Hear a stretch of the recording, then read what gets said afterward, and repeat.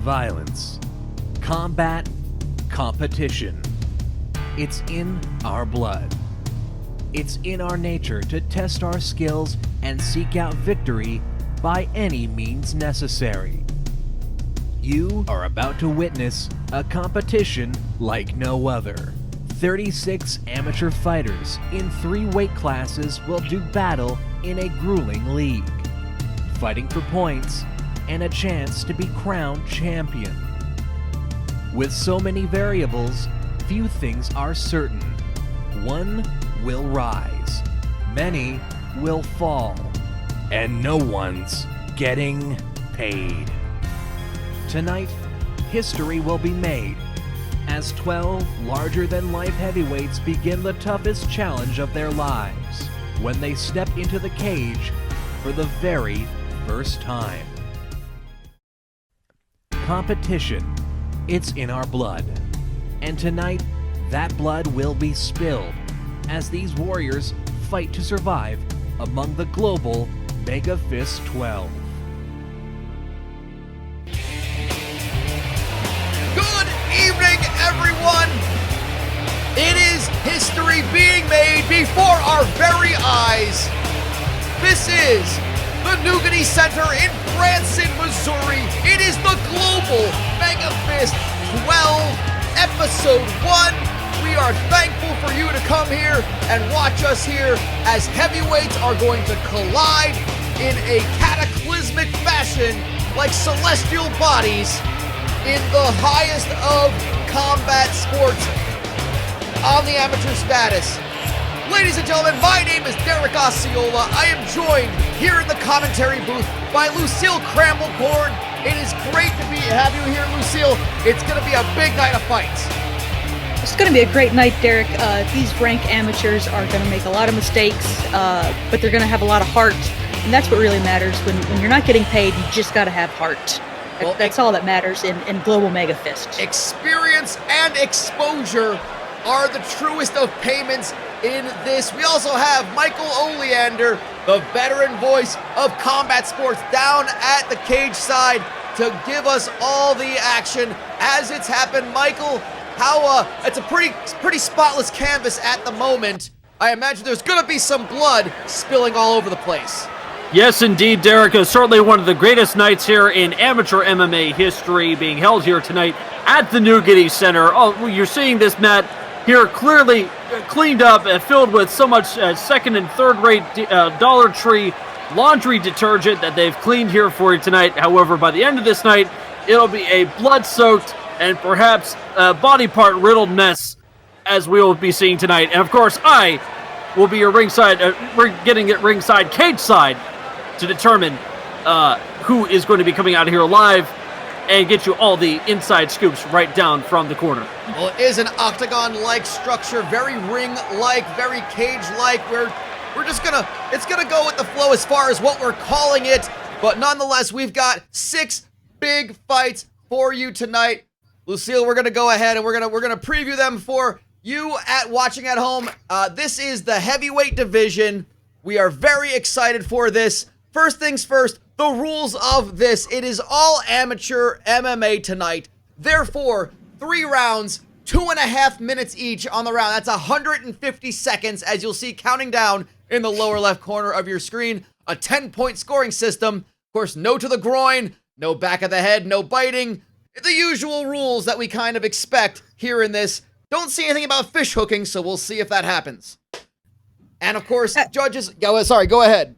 I was just saying absolutely, but the 150 seconds, these amateurs, they don't have a lot of cardiovascular experience, let alone fighting experience. So they're going to have to make the best of the experiences they can with that limited time frame. That is, and if I may interject as well, Derek, as we've seen nothing about fish hooking. However, as you've mentioned with the best social media presence, there will be some clickbaiting involved. Of course, that's part of the strategy. If any fights go to the judges after the 3 rounds, again, half the length of a professional mixed martial arts round, but it's not going to be half as good. It's hoping to be twice as good. Let's go through the card tonight. Our main event tonight, again, all of these are group stage matches, a round robin across 2 different groups.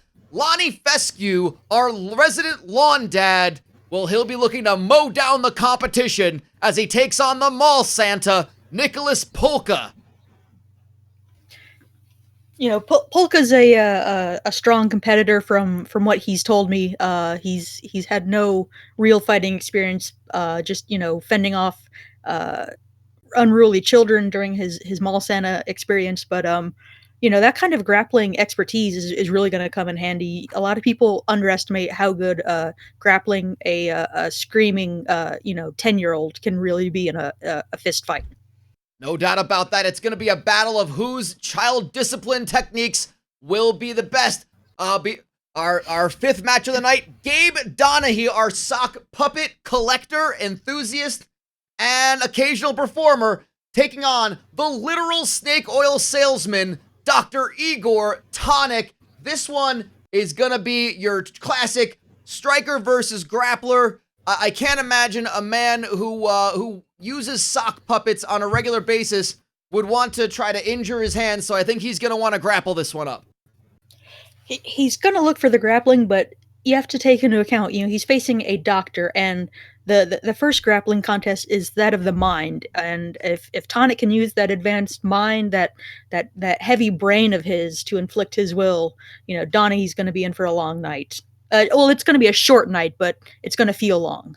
It's going to feel long. I think if the right things happen, he'll wake up and there'll be Christmas music playing, and the socks he'll be interested in will be stockings hung by the mantle.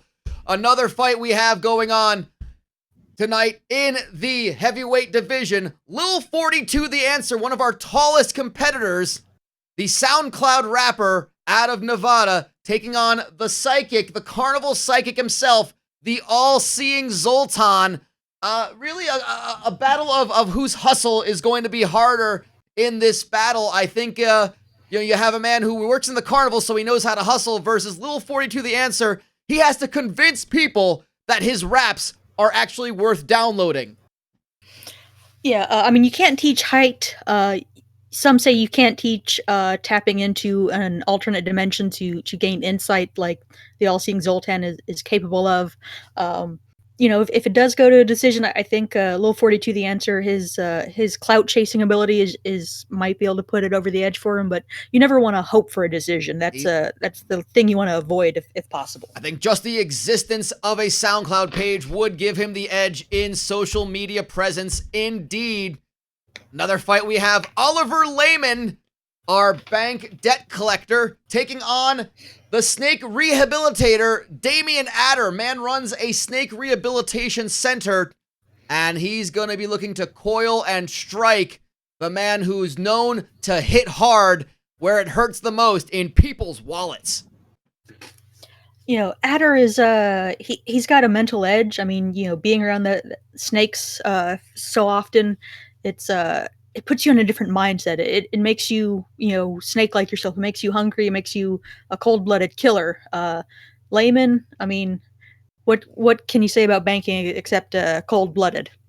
No doubt about that. I think it takes that kind of ice water in the veins to step here into this octagon-like structure. We've got Fritz Milgram, the man who actually has electricity coursing through his veins. One of the things that as professional levels you will never see, taking on our Bonnaroo enthusiast and our jam band aficionado, Wanderin' Mo Volt. It's kind of interesting, this matchup. This random draw has paired a man with electricity in his body to a man whose last name is Volt. I don't think either man really anticipated this matchup this early, so it's going to be a real detriment to their ability to game plan against something they probably didn't expect to see ever in a mixed martial arts competition. It's Volt versus Voltage, I guess so. That's actually a very good point. We'll have to see how that works. And of course, our opening contest, Guff Magnuson, the overbearing elementary school security guard, taking on the man who lives among the squirrels, Dan Rodenta. This one's coming at you in just a second. Lucille, this one's going to be an interesting one to get things started. Absolutely. Again, anyone who deals with children on a daily basis, that's an edge in so many facets of grappling, of just having the the fortitude to deal with screaming children consistently. But a squirrel man, how can you prepare for that? You cannot find a good, reliable fellow squirrel man to bring into the gym to train against. It's something that you just can't prepare for. Well, there you have it. That is, in fact, our card tonight. That is the match that is coming up right now. We're going to go to it in just a moment. It's time to begin the Global MEGAfist 12.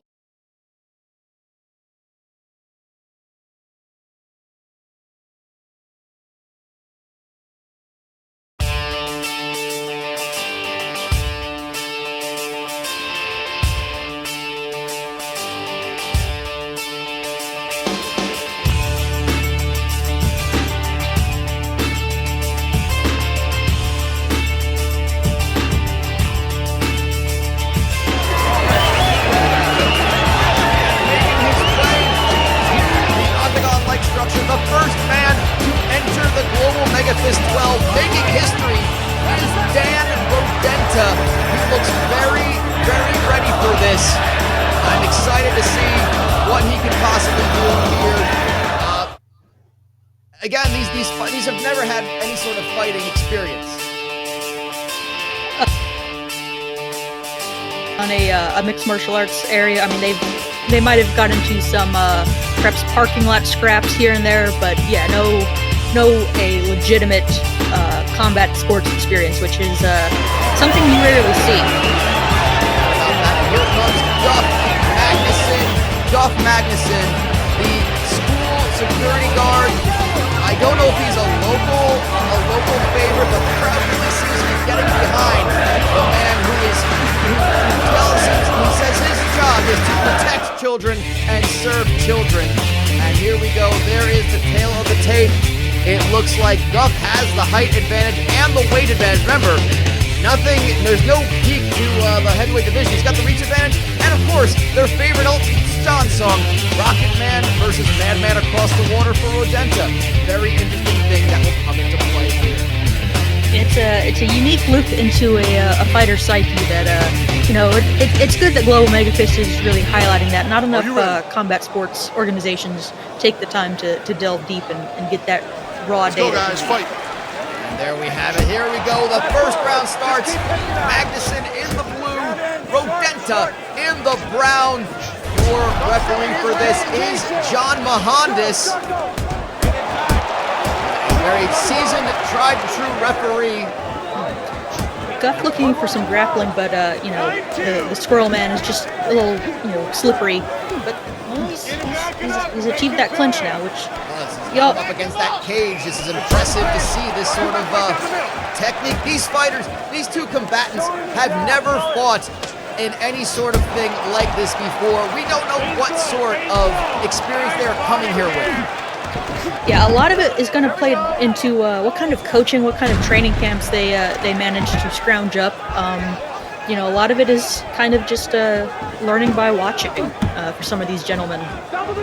Eric, I'm seeing a lot of things coming on the side of Dan Rodenta. Their quartermen are actually ascending telephone poles and are shouting directions from them atop the wire and carrying apparently what appears to be blades of grass and small acorns across back into the corner. It's a very interesting technique. I would hate to say that his cornermen have gone nuts, but that might be the best strategy for Rodenta. He's holding his own against the larger Guff, and he connects with a couple good punches. Big shots, big heavy blows. And Guff is scrambling. He just pulls down Rodenta into the mounted position. This could be a good spot for Rodenta to go, and he just gives it up right there. It's never a bad idea to pull guard. Not enough people will tell you that, or even pull mount in a tight situation. That is the thing about this lack of experience. You don't know when what you're doing is a bad strategy, so therefore you don't have the fear of it being a bad strategy. I don't know if any of that makes sense, but Guff is just trying to work out of that guard. Butterfly guard, I guess, would be, butterflies, they frequent trees, so I guess the Squirrel Man would know what that is all about. Absolutely. Of course, anyone dealing with small children probably knows a little bit about butterflies, at least on perhaps a young girl's backpack. No out those backpacks. He is protecting and serving children in the elementary schools that he works. But he is getting served some knuckle sandwiches by Rodenta and is saved by the end of the round. What a good round. Goodness. I know we don't have their social media stats up, but based on the other criteria, I might give that to Rodenta for his powerful blows. He's got to get smaller of the fighter, but he's got the bigger fight. He is potentially rabid with excitement, and we're going to see how the first round shaped up. The man of the squirrels landing that huge overhand right. You know what? One thing I'm surprised with Rodenta is a lot of times you see a squirrel out in the road, and it is very indecisive in which side of the road or which side of the street to cross. A lot of flitting back and forth, but Rodenta doesn't have any of that indecisiveness. He knows he wants to throw those uppercuts and overhands, and that's what he's about to do. I think Goff is now realizing he is fighting an actual grown human in this versus any sort of children. He has to be a security guard and restrain. He's realizing this is the moment where you realize you're actually in a fight. Let's go, guys. Second round, 150 seconds on the clock yet again. And again, we see they have 0 points. We'll explain that to you in just a few. This is a league-like situation. There are 2 groups of 6. A win gets you 3 points. Finishing a fight early gets you bonus points. And Rodenta is looking for those bonus points right now. And Miranda says it's over. That is a savage bout of ground and pound. He just dropped him and then went to town. And school is out. Ring the bell, the school bell on Guff Magnuson. That was very quick, and because of that, Dan Rodenta has earned 5 points for a second round victory here in this Global MEGAfist 12. And those are going to be important. Not just rewards you for winning, but for winning in a big way and winning fast.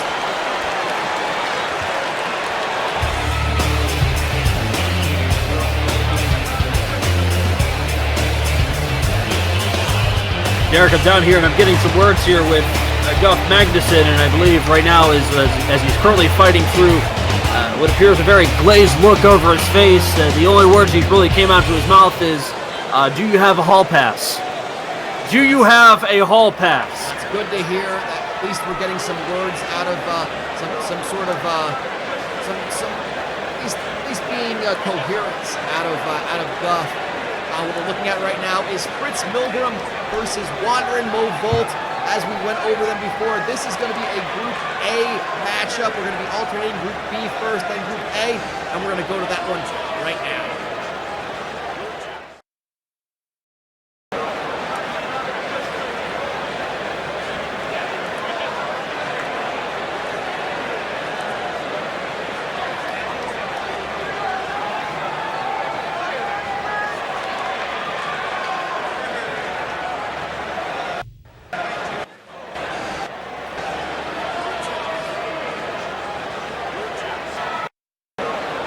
It's said Mr. Bonnaroo. I think that is an apt nickname for Wanderin Mo Volt. Michael Oleander, any words on Mr. Volt?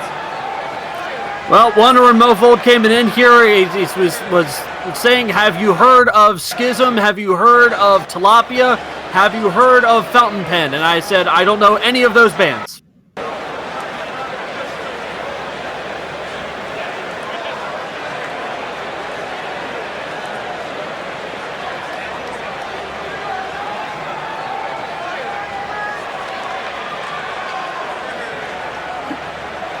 And he is, in fact, electric. Boogie, woogie, woogie. Fritz Milgram looking to surge through the Global MEGAfist 12. Michael, the man has electric coursing through his veins. He was forced to put the caution sign on his shorts. What can you tell me about Milgram? Yes, indeed, Derek. He is, in fact, the reason why Joyce Byers' magnets keep falling. Fascinating, and again, Lucy, we're looking at the tail of the tape. Very tall, height advantage and weight advantage goes to Milgram. Tiny Dancer, Goodbye Yellow Brick Road, going with a couple of ballads for these. Where do you say the advantage goes to? Well, normally I would say, a height and weight advantage will play out strongly, but that didn't work out last fight, so it's kind of up in the air. I mean, these like you said, these gentlemen don't really know what they're doing a lot of the times. No, they don't, as they just come in, guns ablazing. Those guns were actually fists. Milgram in the yellow, Wanderer Movolt in the gray, but he seems to have patchworked a bunch of band t-shirts onto his shorts. I see Bakwanzis. I think I saw Hoon. Mind you, I have never heard of any of these bands, but I'm sure they played Bonnaroo at some point. And they're going right to the clinch. Looks like we're seeing a lot of clinch work from Milgram. Clinch work is always key. If you can't get wrist control is the first thing you really want to do in a fight is grab your opponent's wrist and control them. But if you can't manage that, any kind of clinch, a tie clinch, a single wing, underhooks, anything like that is really going to help you out. And Bolt, he's the lighter of the two on the scales, but he's just packing a lot of pounds into a smaller frame. He's just pushing that heavyweight body onto Milgram. He's got some experience in a crowd of an outdoor festival. I'm sure he also smells. That's that psychological advantage that he's probably giving a big whiff to Milgram right now. Yeah, he's probably just intoxicating Milgram with patchouli, and I don't even want to know what else. It's a sound strategy. If you can disgust your opponent through your stench, that's almost as good as landing a couple of solid low kicks every round. No doubt about that. And the clinch, it looks like that's what Bolt is going for. But Milgram seems to be content with that. Perhaps the surging of electricity are just completely sapped his sense of smell. I don't understand it. I mean, I've never stuck a fork in a socket before, but I imagine that, many would think that I might have by the excitement in my voice. And with 15 seconds to go here in this round, they are not seeming to be slowing down just yet. Shows how quickly 2.5 minutes can go by. Absolutely, it can go by in a flash. I've got to say, Volt took that round. I mean, he just the striking wasn't very consistent across the board. It was mainly grappling, and I think Volt consistently dominated. With the punches now, all right? We can't hold back. And that last takedown, that hidden row, all right, go to the body and press him back. Should it go to the judge's decision? Michael Oleander, you've been down at cage side. What have you seen in that first round? Well, looking behind the judges' bench, they have indicated that the hip throw did get 16 Instagram followers on that hip throw, so that certainly would play a benefit to that.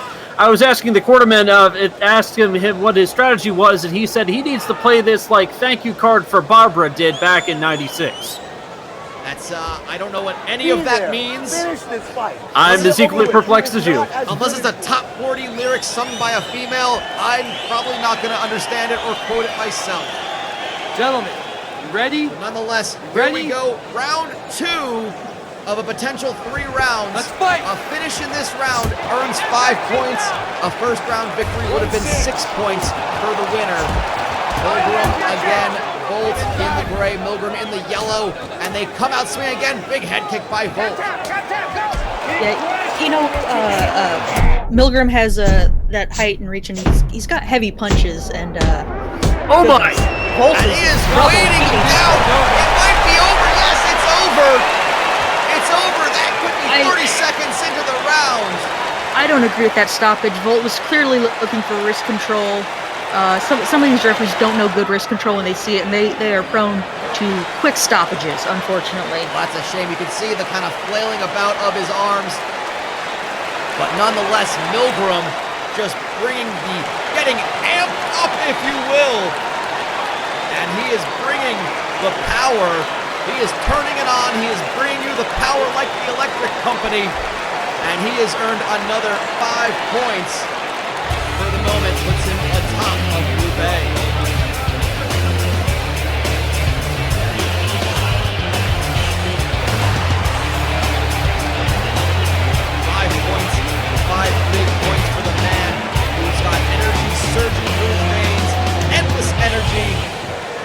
about that one, Michael? Well, it's certainly a fantastic win, especially being pushed up against the cage, creating the electricity. I was, however, able to sneak a word in with Wandron Movote, and his best words he could say to me was,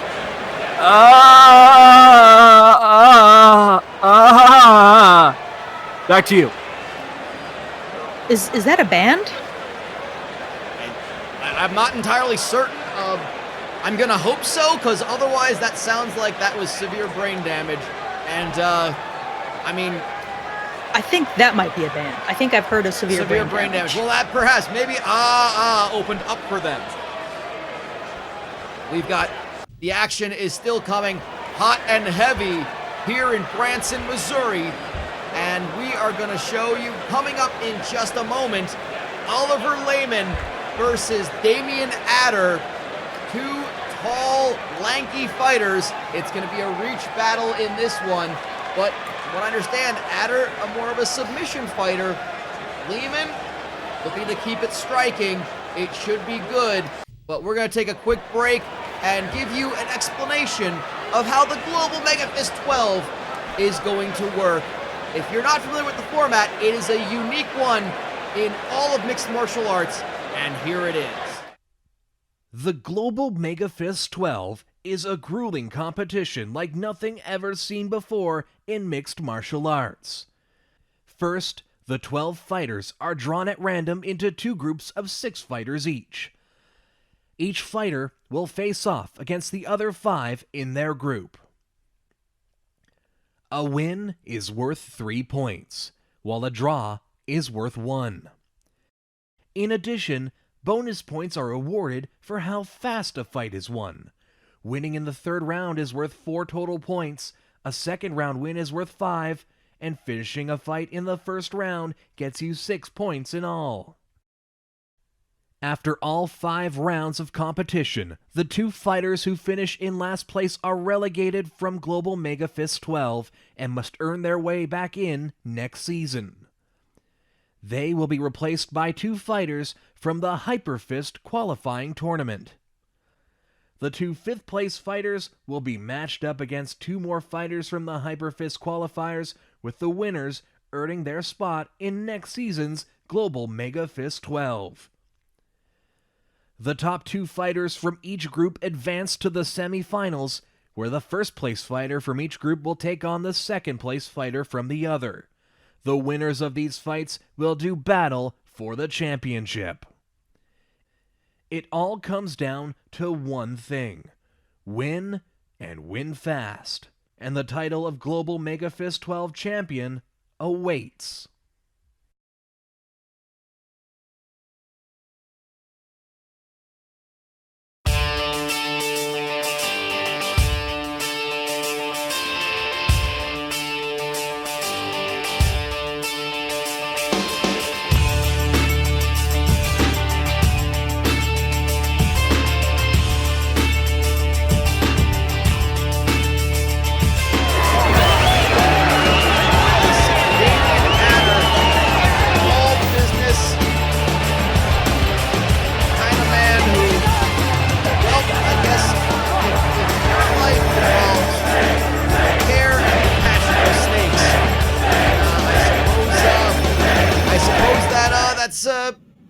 That's a living. Allegedly it is. I don't know how you make money off of it, but he's at least managed to pay for those tattoos.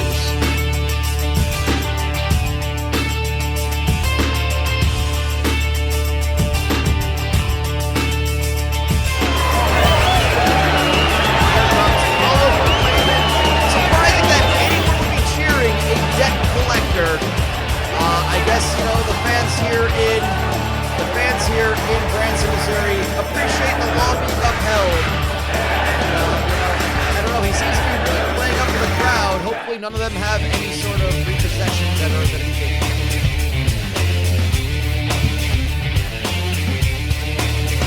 nail the tape. This Adder with the height advantage. The weight advantage goes to Lehman. Adder at 6'7". And of course, it's Tiny Dancer and Crocodile Rock, 2 classics. We saw in the first two fights that in the absence of technique, just raw power kind of wins out with the puncher's chance. But people sometimes forget that in addition to a puncher's chance, there's also a grappler's advantage. And Adder, he says he's a submission guy, so we'll see if that plays out in this contest. Submission man, I think that would be he's studied from his snakes the way they can coil around a prey. He's looking to take this right to the ground immediately.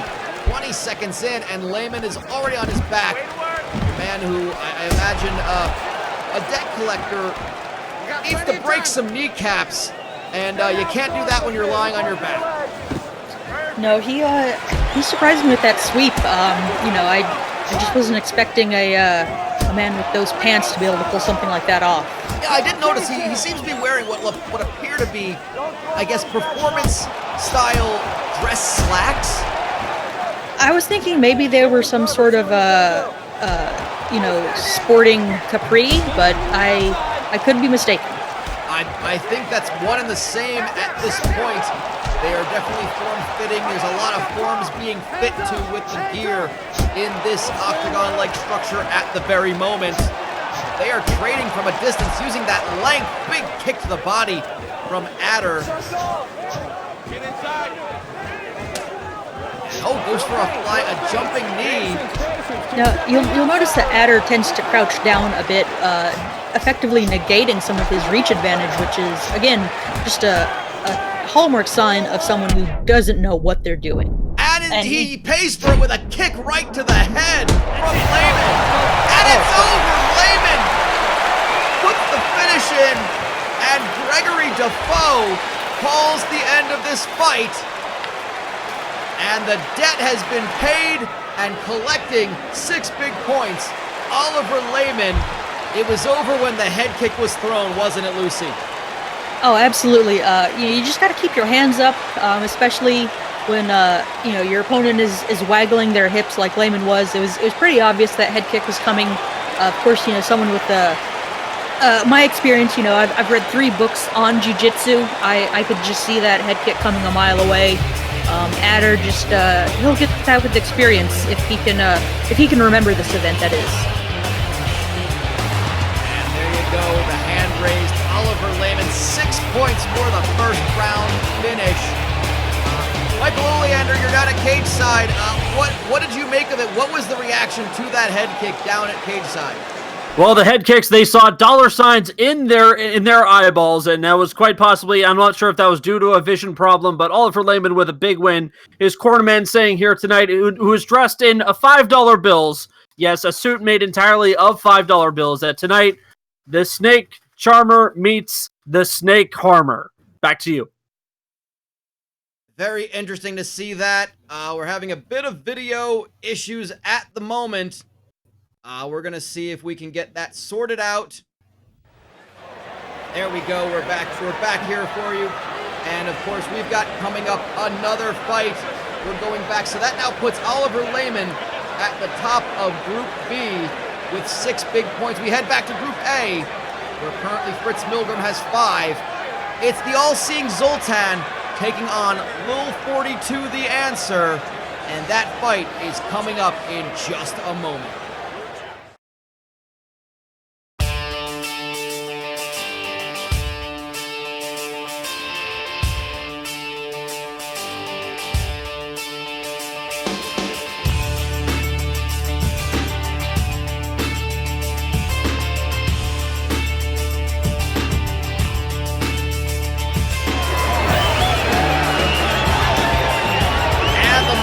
A premonition for how this tournament is going to go. The all-seeing Zoltan Michael Oleander.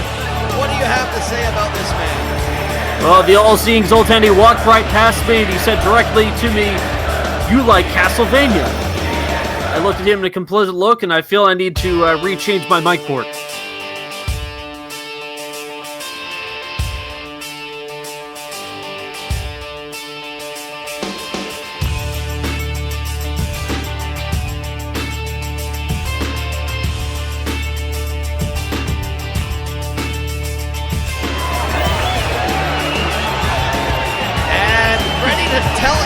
that his new mixtape is dropping on November 13th. Lil 42, The Answer. I guess he could only afford the face tattoos. Not used to being shirtless, but he is, well, he's repping his SoundCloud on the shorts.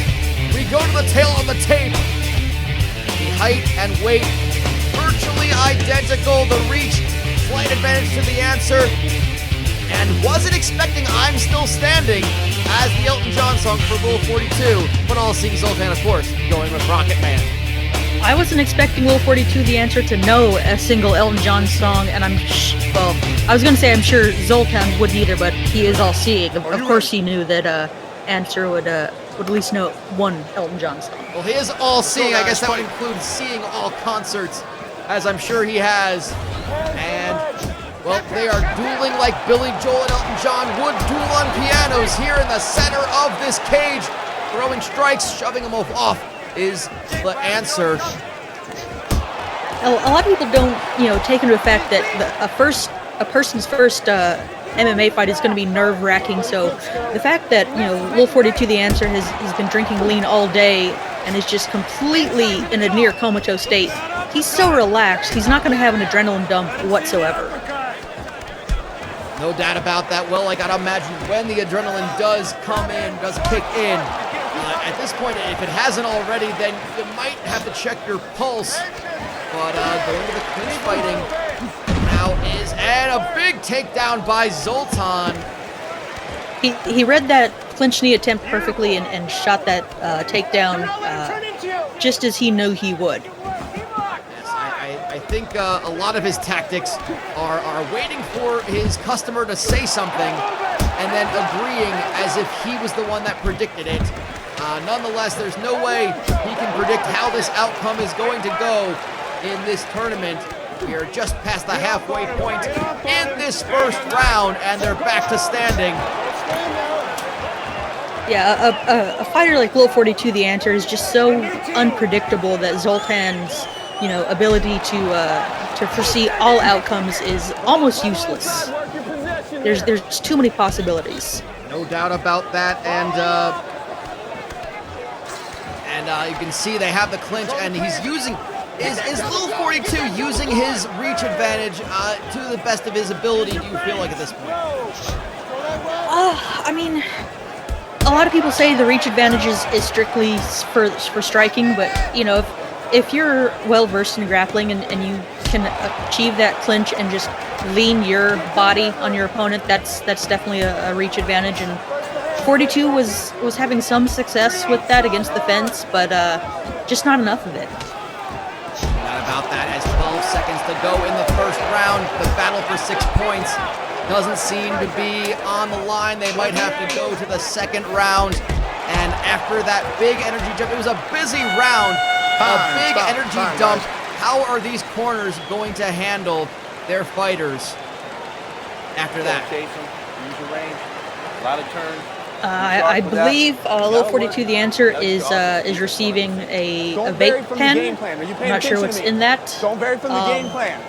But he seems to be using that quite extensively. When you angle off, Maybe being able to tell us about that is Michael Oleander. Did you see the vape pen that was being handed to Lil 42, The Answer between rounds? Yes, I did. I believe I did see the vape pen. In fact, it was a regular, what appeared to be a Joyride pen that was hollowed out and filled entirely with marijuana that had been passed to Little 42, The Answer. Now, I asked Little 42, his coach, what his response was to that, and he said, "Have you seen my gas station mixtape? My wife wants to come over and cook you dinner, and we can record albums." I politely said no. I think that's a smart decision. Always business before pleasure, whatever that pleasure may be. They come out striking here in the second round, and they're picking up right where they left off, Lucy. They've got a lot of energy to expel. This might be going for the long haul. Yeah, that clinch work is really key. It's any Neanderthal can throw a fist, but if you really want to be a fighter in the long run, you're going to have to develop those grappling skills, and both men surprisingly are showing decent abilities. They sure are moving back and forth, using that, again, just two very tall fighters. I guess Little 42 the Answer is used to getting in and out when he hands his mixtape to people or just is trying to flyer one of his local shows. He's just used to getting in and out of the way, but getting the job done, and that job being handing flyers out to someone. And he lands a big right hand and a big back fist! My goodness. Normally, Little 42 the Answer is used to getting backhanded compliments. He's getting backhanded that he's delivering to, wow, there is a lot of blood from the mouth that usually spits hot fire. It's spitting blood at this point. What a win for Little 42. That, again, that spinning back fist was pretty evident to me, but I think Little 42 just jammed Zoltan's chakras, and Zoltan just was unable to see that coming. Literally, that caught him completely unawares. No doubt about that. Michael Oleander is over. We're going to go to him in just a second. Little 42 the Answer, your winner 5 points. Michael Oleander, your thoughts on that fight? Certainly, Derek, I tried to get a word in with the all-seeing Zoltan, but he just stared at me, and then a voice popped into my head that said that I've unlocked 51 of 104 characters in Suikoden, and that you still need to make progress, saying that the last time I touched that save was 1998. I'm really not sure what he meant by that. Fair enough. As long as one of the most interesting things about the all-seeing Zoltan is that eye on his forehead. I saw it wink at me before, and that made me really uncomfortable. But nonetheless, we've got another big fight. 2 more fights. We're going to complete Group B in just a moment. We've got Dan Rodenta on 5 points, Oliver Lehman on 6. Dr. Igor Tonic or Gabe Donahue will join them on this one. That's coming up in just a moment. But right now, we're going to go ahead and talk to you about what you can see next week on this very channel, 9 p.m. next week, next Wednesday, for episode 2. We go over to the middleweight division, their first group stage. These are the groups. The left side of your screen, Wilhelm Schrei taking on Ken Dahl, the Tumor of Justice facing off against Donnie Bay, Dale Branston taking on Assailant 3 Gordon Wu, and over on the other side of that, Leon Pagliacci taking on Paranorman, our host, President Jerome Glorioso taking on Chet Lama, and Slovan Medovich taking on Grover Fuppenberg. It is going to be a night full of characters and character killers as far as putting these 12 men into a mixed martial arts battle for the very first time. I'm excited. Lucy, are you excited for next week as well? Oh, I'm extremely excited. These gentlemen are going to pummel each other. They are not going to get paid, but they will learn a lot of important lessons about fighting and about life next week. Global MEGAfist 12, episode 2. No doubt about it. And not to put you on the spot, but if there's one of these fights that you're looking at that interests you the most, which one would you have to pick? I mean, it's such a toss-up since we've never seen these men before, but Pagliacci versus Paranorman, our host, just something about that. I've got to say, it feels like a fight doctor would prescribe that to you for just an exciting night, an exciting contest. Yes, clowns and ghosts. I think everyone's phobias are going to be on the line in that one. We'll have more about it as we come up to it next week. That is going to be July 31st. Do mistake the date at the top, but that is going to be the first of 5 group stages for the middleweights. That is the second of our 3 weight classes here as we are getting ready to go to our final 2 fights of the evening, and they are going to go on right about now.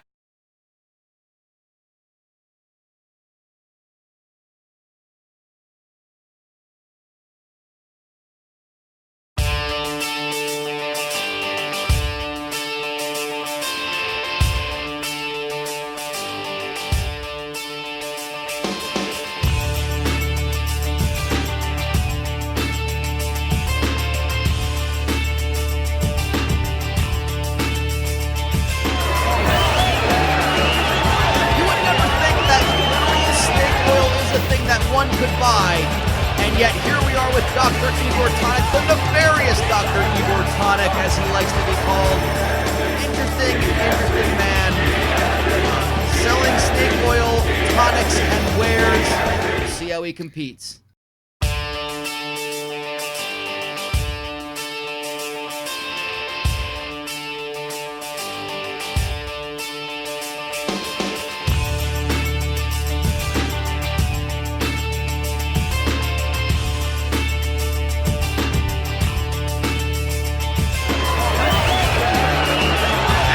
His way to the cage, one of the most talked about heavyweights, Gabe Donahue, the sock puppet enthusiast. Can he make the things that are worn on your feet and occasionally on your hand turn into vicious feet and fists of fury? I don't know the answer to that myself, but we go to the tail of the tape. The height and size and reach advantage goes to Dr. Igor Tonic. The favorite Elton John song advantage may go to Gabe Donahue.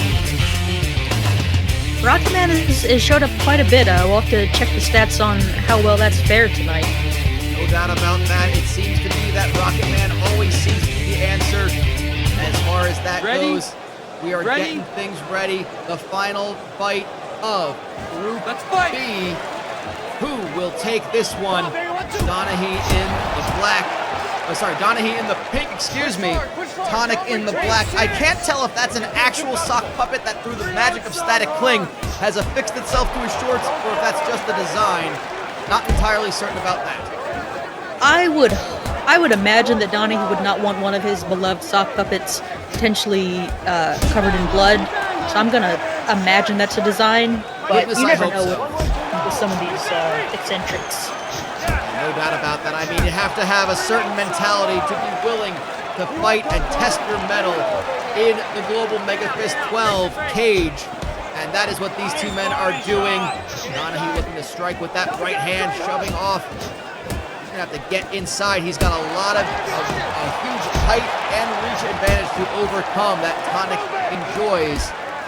And the sock puppet, it's an interesting thing to see.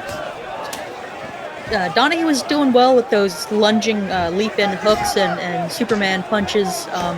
Something to close the distance very rapidly. A quick movement that you typically don't expect to see coming at you. But Tonic is just ferocious with his power. Notice that he's notice that Gabe Donahue is only wearing one ankle support. My understanding is I think he turned the other one into a puppet, and he's got a sort of knockdown. Tonic is able to get back to his feet. I think Donahue a bit surprised that he scored it so rapidly. Yeah, I think Tonic might also be on some of his experimental potions. That gives him a little bit of pep. No doubt about that. I think vim, vigor, virility, and vitality, the 4 V's of Dr. Igor Tonic. He scores a knockdown, goes for the head kick, but Donahue gets the hand up. Throwing some serious bombs, and there's a knockout! Our first knockout of the night! Oh, goodness. Did we watch someone expire? No, he's moving, thank goodness. Oh, he is twitching. He is twitching. Okay, because we don't want to have, again, cannot stress this enough, none of these men are being paid, win or loss tonight, and that is clear, that is a car accident, that is a man who loves sock puppets, getting socked right across the temple. Lucy, why was that such an effective punch for Tonic? Well, Tonic is just such a large individual. The ends of the fists are essentially on long levers, and a lot of momentum can build up on such a long frame. Also, I'm sure Tonic is on a lot of drugs that we simply do not have the resources to test for. Fair enough. I think if you can't test for it, it can't be illegal. And 6 big points for Dr. Igor Tonic. That puts him top alongside Oliver Lehman. We'll go over all of that again at the end of the show. We're getting to that point, but nonetheless, one more fight to go, and it is an exciting one. 2 of the most interesting characters that we have seen here in this heavyweight division. Nicholas Polka, Lonnie Fescue. It's about to go down It's been given the main event slot here at the very first Global MEGAfist 12, and it's happening right now.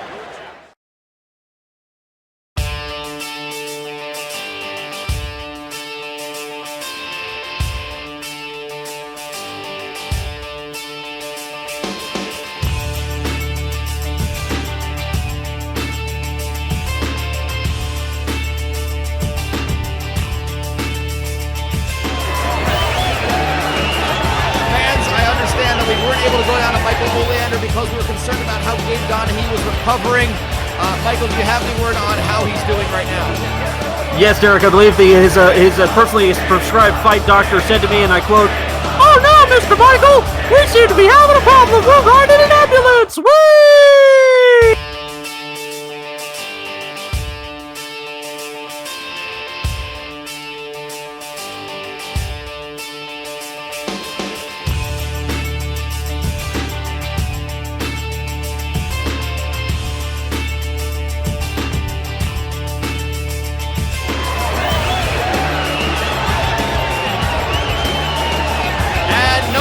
Tell Nicholas Polka it's July, although I guess you can have a Christmas in July celebration. The off-season mall Santa is dressed for the occasion, and he is ready to throw down. He is ready to ho-ho throw down in this main event. Lucy, how does it shape up here? Rocket Man makes this possibly equal, but how does this look?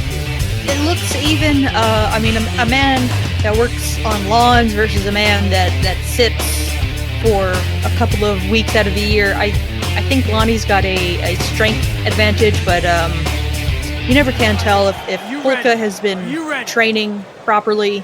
You know, the smallest man can defeat a giant if he gets wrist control.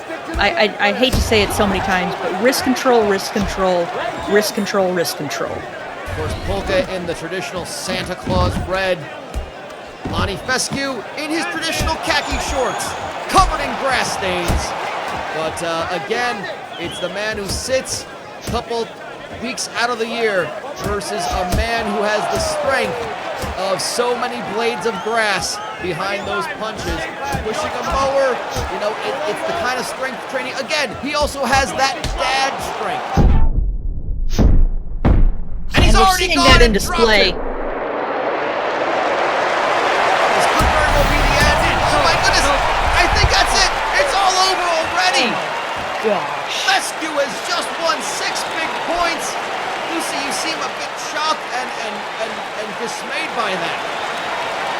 I mean, I know that the fans like a knockout, but like I said, as someone who has trained for 3 weekends total in grappling arts, to see none of it working this night is a little disheartening.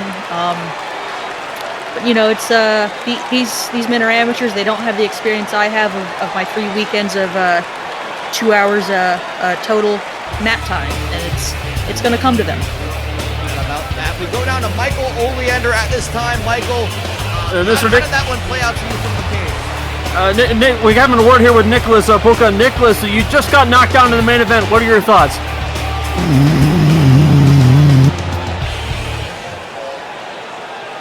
Was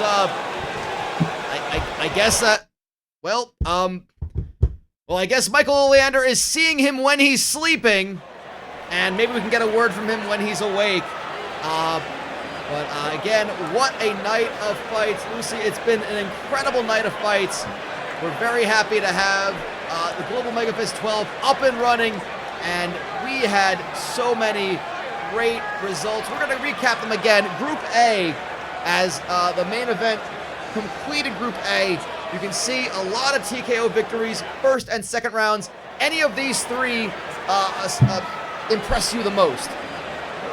I think Little 42, the answer. He had some moments where, you know, there was a little bit of trouble and he battled back. But Milgram too had his moments, and to me it's more impressive to battle back and overcome adversity. Nothing against Fescue, but just showing off raw brute power. I don't know how far that can take you in a tough competition like Global MEGAfist. It's going to be very interesting to see that as we know what the second fights for these fighters will be. We will see Volt taking on The Answer, 42 The Answer taking on Wandering Mole Volt. Zoltan will take on Nicholas Polka, and what will be the most interesting one, as they are two fighters at the top of the standings, Fescue will take on Milgram in our next fight. That is how the standings look after one. Fescue with the first round TKO gets him 6 points. The 2 second round victories get 5. And we take a look at Group B, and I'll ask you the same question, Lucy. Of these 3 fights, which person impressed you the most out of Group B? Tonic's power was shocking. Rodenta's wiliness and just, ability to scramble was good. Layman also had some good power. I'm gonna have to go with Tonic though. He is potentially on just an obscene cocktail of his own creation that we don't know what it could do for him. And of course, the fights coming up, it's going to be episode 4 where we see the second fights for these heavyweights. Gabe Donahue will take on Damian Adder. Dr. Igor Tonic has Guff Magnuson, which means that Oliver Lehman will take on Dan Rodenta. All those fights. Again, everyone in their group will face everyone else, so there will be a chance for this, but it's a good chance for someone like Lehman, Tonic, or Rodenta to get some early points in the bank. That is how the standings shape up. Lehman and Tonic at 6 points, Rodenta at 5, and that is how they're gonna look going into match day 2, episode 4, when they have their second of 5 fights. We've got the middleweights coming up next week. Lucy, it's been a great night of fights. I hope you all have enjoyed this. I mean, what a great night of fights it's been. It's been a fantastic event. I am very surprised at how much we learned, and I'm sure we'll continue to learn as the Global MEGAfist 12 plays out this year. Well, I think the fighters are learning a lot themselves. Some of them learning how to cope with injury and potential concussions. Michael Oleander, you've been down at cage side the whole time. Do you have any closing thoughts of what we saw tonight?